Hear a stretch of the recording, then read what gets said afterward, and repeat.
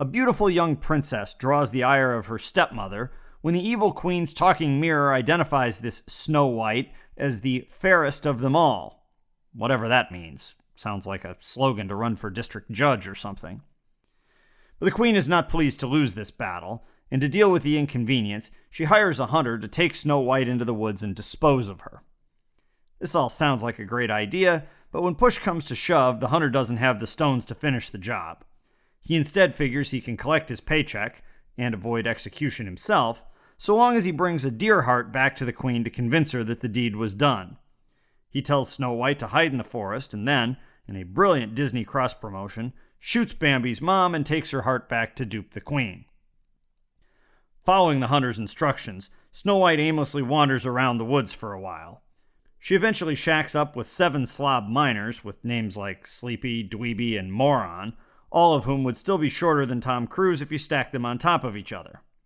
Snow White soon takes over the cooking and cleaning duties in the dwarf frat house. Now, this doesn't exactly do wonders for women's gender roles in society, but it does greatly improve the living conditions, which previously were about on par with what you'd expect at a 1-star motel that offers free Cinemax. The dwarfs, on the other hand, spend most of their time whistling while they work, and growing sweet-ass beards that will come in handy if they ever have to impersonate ZZ Top. The whole living arrangement works out splendidly, at least until the queen's mirror spills the beans that Snow White is still alive. The queen, once again, not a happy camper. She dons a witch costume that would make Monty Python proud, tracks down Snow White, and gives her a complimentary poisoned candy apple. Snow White bites into the apple with the gusto of an old lady in a denture adhesive commercial, immediately knocking herself into an unfortunate state of suspended animation. On the plus side, however, at least her dwarf roomies are so kind as to put her on display in a glass coffin outside their house. Because that's not weird. They also take time to send the evil queen tumbling off a cliff to her death. No glass coffin for Queenie, though.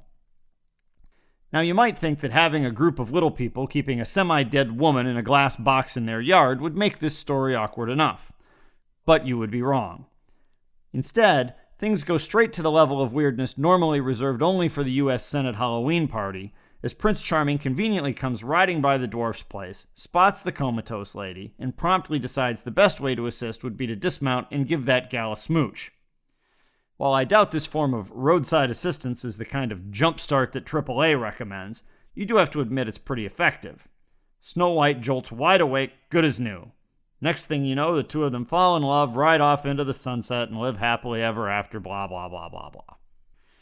Normally, we would now move on to the news, but I figure we might as well get all of the Sleeping Princess stories out of the way in one fell swoop, so we'll look at Sleeping Beauty right after this.